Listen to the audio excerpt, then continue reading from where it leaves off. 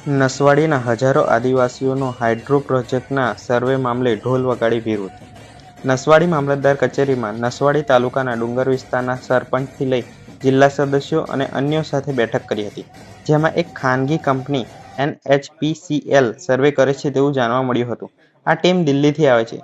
હાલ હાઇડ્રો પ્રોજેક્ટને લગતો પ્રાથમિક સર્વે ચાલુ હોવાની વાત થઈ હતી, પરંતુ ડુંગર વિસ્તારના આદિવાસીઓ આ સર્વેની થી તેઓની જમીન જશે અને નર્મદા ડેમમાં જમીન ગઈ તેમ તેઓને પણ હટાવાશે તેવી ખબર પડતા જીવન સૃષ્ટિ સુરક્ષા સમિતિના નેજા હેઠળ ડુંગર વિસ્તારના આદિવાસીઓ ભીલ ઢોલ લઈ નસવાડી મામલતદાર આવેદન આપવા ઉમટ્યા હતા. આ આવેદન પત્ર આપી તેમણે ઉગ્ર રજૂઆત કરી હતી, તેમજ સર્વે બંધ કરાવો અને કોઈપણ ઘટના બને એના જવાબદાર તંત્ર રહેશે તેવું જણાવી આદિવાસીઓએ રોષ વ્યક્ત કર્યો હતો. અમારી સાથે બેસે ગ્રામસભામાં અને સરકારની શું યોજના છે, શું પોલિસી છે અમને જણાવે અને અમને ફીટ બેસતો હશે તો અમે યોજના બનાવવા દઈશું. પણ બારોબાર સર્વે કરે છે એટલે અમને કઈ ખબર નથી કે અહીંયા શું થવાનું છે ભવિષ્યમાં.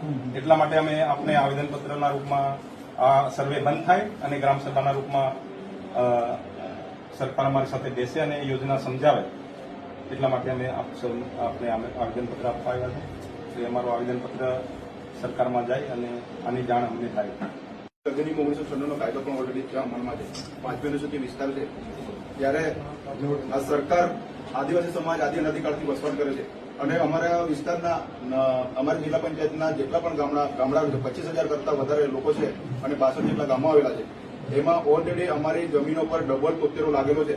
1800 મહેસૂલ અધિનિયમ 1879 ની અંતર્ગત કાયદા પ્રમાણે તમામને અમારી નોંધો પડેલી છે ડબલ તોતેરની. ત્યારે સરકાર અમારા પાસેથી જે આ કીધું એમ કે સર્વે કરે છે ત્યારે ગામના લોકોને પણ ખબર નથી કે સર્વે શેનું ચાલી રહ્યું છે. એટલે ત્યાં ભયનો માહોલ છે અને બધા ગામવાળા ડરી રહેલા છે કે અમારી જમીનો છીનવા છે. ત્યારે આ આવેદનપત્ર થકી તમે તાલુકાના જવાબદાર વ્યક્તિ ગામના લોકોને જે જનતા છે, પબ્લિક છે, એમને ખબર નથી એમ કહેવા માંગે છે.